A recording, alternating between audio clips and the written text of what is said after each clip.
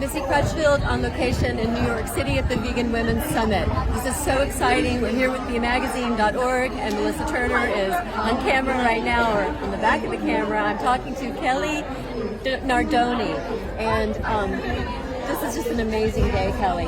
And I know you have an incredible story, a personal story. There's so many things that I want to talk to you about, but I want to hear your story because you are a cancer survivor.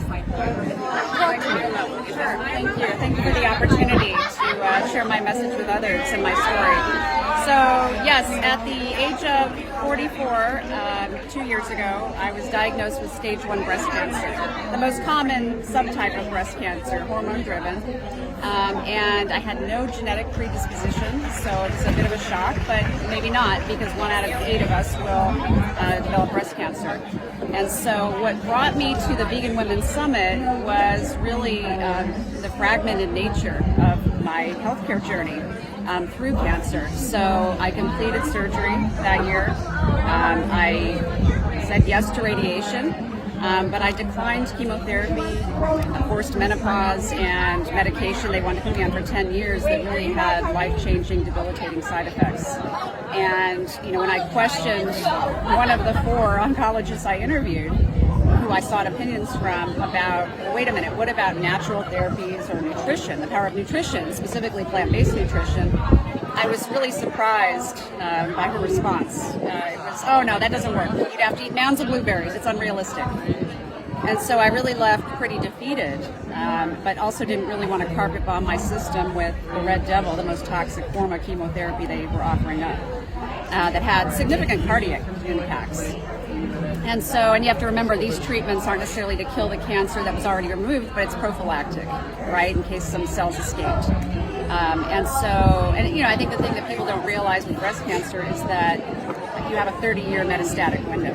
So, I would always say to my family and friends, I'm not going to die today, but I might 20 years from now from this. We're all going to meet our time, but I really wanted to do something proactive and take control. And so that's when I picked up a book by Chris Wark called Chris Beat Cancer, where he beat stage 3 colon cancer 20 years prior, and was about my age now. And he did so through different modalities, but the main one was plant-based nutrition. But also other emotional work, forgiveness, exercise, supplementation, a lot of intangibles as well. And so I really grabbed onto his work as a lifeline and just dove into it and never looked back. And said no to those conventional therapies, but I'm grateful they're there. Certainly that I partook in some of them. I took some of them. But I'm 2 years out now from diagnosis and in the best shape of my life. I quickly lost about 10 pounds. My cholesterol dropped 40 points immediately. I think my skin's clearer. I feel better. I have more energy. I'm not drinking a pot of coffee a day to keep pace with the rest of my life.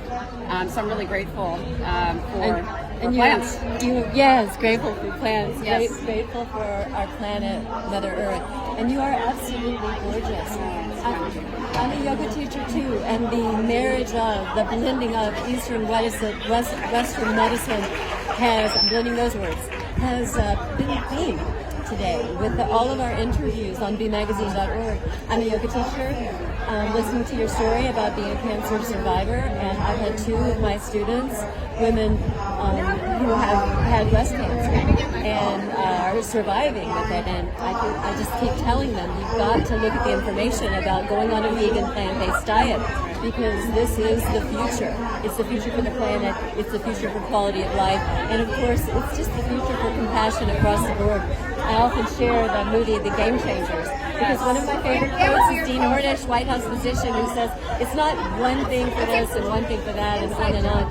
It's one thing, going vegan, being plant-based in your diet, clears everything, makes you stronger. That one thing works for everything, for our planet, for humanity, for our own health, and just all living things. So your message is so powerful. Now, how do you incorporate this beautiful story into your work? Tell me about it. That's a great question. Well, certainly, I with work, so I'm a life science executive specifically. I work with a medical diagnostics company, Versanta, and we're a wholly owned subsidiary of the parent company Aditext, and so we just formed Versanta. And so, right now, so we developed bespoke assays, blood tests. Our first one was for COVID antibodies. We have others in the pipeline as well that really focus on immune health. And so, I'm hopeful we can incorporate some nutrigenomics in there as we develop the company. But for right now, most immediately, in the near term, I really just try to lead through example. Some of my colleagues have observed what I'm doing and not necessarily take it home fully and become vegan, but certainly inserted more plants into their routine, into their diet, lost 30 pounds, dropped their cholesterol, kicked pre-diabetes. So I'm encouraged that that this message is becoming more prolific within our small circle. It's taking off. It's taking off the world, and I'm so inspired today by all of these women, all ages. And I'm going to go ahead and out myself today. I am 63 years old. I've been vegan for years. And Miyoko came out and said she's 65. So we've got women now, which, in the past we've been like afraid to say our age or trying to look like, who wants to be 20 anyway? Unless you're 20, be 20. But,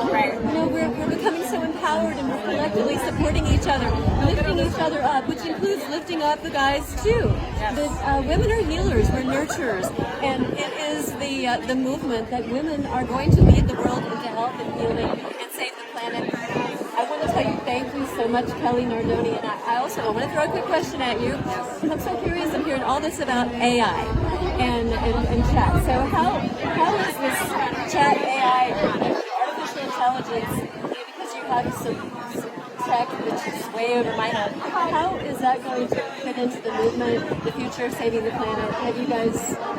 It's certainly on our radar, and I'm not at liberty to talk about our plans fully, but I will say in terms of laboratory medicine, there's certainly AI, elements of AI that we can work into the workflow, but also for better diagnostics, improved diagnostics that remove a little bit of that subjectivity. Because, for instance, I had been getting mammograms since I was 35, and that didn't catch my cancer.